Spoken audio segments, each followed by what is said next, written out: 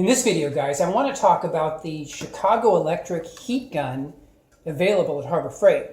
Now, before I did a review on the Drill Master heat gun, this is the heat gun that's available for like $9 with a coupon and really represents a great value for how much you pay versus how much you get. This heat gun, if you remember, is about 570 degrees on the low side and about 1100 degrees on the high side. For most of my applications, I use it on the low side because most of the things that I'm heating up, like adhesives and things, the 500 degrees, the 550 degrees, that's totally fine. But I wanted to go ahead and buy this Chicago Electric heat gun.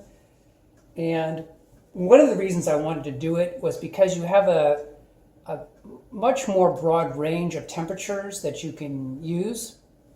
This basically has 12 temperature settings. And first of all, let me just say that the build quality seems pretty solid. It just seems like it's a better build quality than the Drill Master. You know, the Drill Master is not terrible, but I would say build quality wise, this Chicago Electric one seems just a little bit better. Just seems a little more sturdy. Now to turn it on, all you do is hit the power button, and it's going to start off on a lower setting, generally one where you set it last. So if you want to advance the setting, all you have to do is hit the plus, and you can see you're advancing it from 430 to 550, and then 550 up to 650. And then 700, 730, then up to 800. Now, if you want to go what's called high power, you hit the power button again, and it's going to go to the high power setting, okay? That's how you advance it up to these upper temperatures, which is 1160 on the high end. Now, to shut it off, it's kind of strange. You're actually going to hit the button. It's going to go to a cooling mode. And that's going to seem really, really weird to you guys because, you know, you hit the power button to turn it off, yet it's still running. Well, the reason it's running is it's going through a cooling cycle. And it will run like this on the cooling cycle for about 80 seconds. And after 80 seconds, it'll automatically shut down. Now, one of the features I do like on this, as I'm waiting for this to shut down, because I want to go ahead and show you this shutdown cycle, because it can be kind of strange the first time you see it. But one of the things I do like about this Chicago Electric is that you can stand it straight up, and it really stays there if you want to use it to heat something better than most heat guns, because it's completely flat on the back.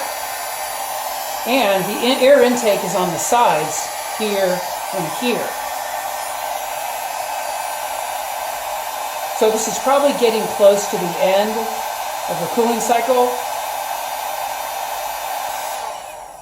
And there we go. So it just shut off. Another thing I liked about the Chicago Electric over the Drill Master, when I first got the Drill Master and turned it on, I turned it on in my garage, luckily, because it smoked and had a really bad stench for a couple of minutes. It eventually went away, and it's been a great heat gun for $9, $10. My gosh, it's been a fantastic heat gun, and it still works great. But this one, the Chicago Electric, didn't have that problem. It never made a smoky smell, and that's probably just from the manufacturing process, the way they made it. It's not that big a deal. So I would say, guys, if you are in the market for a heat gun, and you want to step up in quality just a little bit better build quality, and you want something with a lot more heat settings, 12 settings, I would say get the Chicago Electric if it's on sale, because what I noticed is not on sale, it's like $30, and I don't really think that's a very good value. I think there are other heat guns I'd rather get at that price point. I'm not crazy about the Bauer, and I talk about the Bauer at the end of my Drill Master video. I talk about the Bauer and what it really is and why it's not a great value, and unless the price came down quite a bit. This one, the Chicago Electric, I got it for around 20 with a coupon. 20 with a coupon, this thing's a good tool. I would suggest getting this if you're in the market for a heat gun. You want one that's decent quality, and you want one that has a lot of power settings, a lot of heat settings. Now, if you take a look at the Harbor Freight website, one of the things you'll see on the reviews is that the reviews are like 10 years old. Some of them are up to 10 years old. So this tool has been around a long time. And I actually like that feature, guys. I like the fact that it's been around a long time, and they've had a lot of time to make improvements to it and to try to get it right. One other thing you'll see if you look at the reviews is that some people complain about the shutdown feature. What I would say is if you don't like the shutdown feature, where it keeps running after you hit the power button to turn it off, one of the things you can do is just let it run for 10 seconds and then pull it out of the wall. Just pull the plug out of the wall. I don't think there's any compelling reason why you have to let it go through the entire, cool down cycle. I don't think that's needed. If you don't like it, just pull it out of the wall. No big deal. Now, just real briefly, guys, I wanted to show you me actually using this thing on a project here at home. It's not automotive, but I do a lot of DIY stuff around the house as well.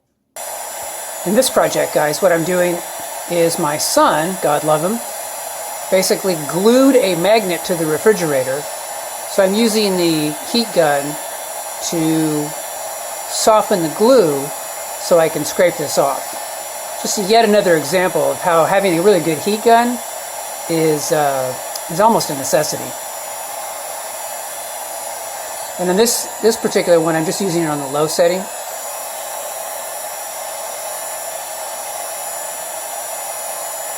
Let me see if I can scrape this off. Kids.